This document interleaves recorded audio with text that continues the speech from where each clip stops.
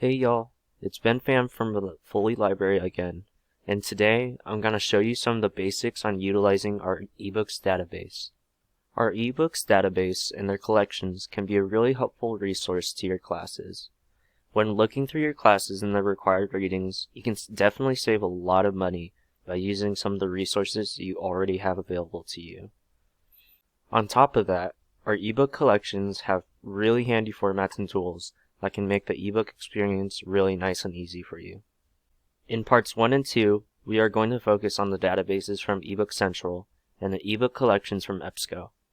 For this intro video, however, I'd like to point out the link to all the ebook resources that we have available on the Foley Library website.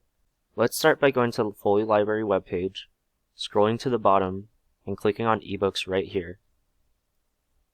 Then, as you can see, we'll have a link going to all of the ebooks that we have here. And here they are.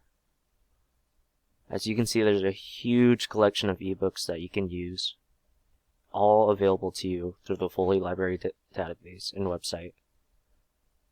For parts 1 and 2, we're going to focus on these first two up here. So make sure to check out parts 1 and 2 if you'd like to learn more.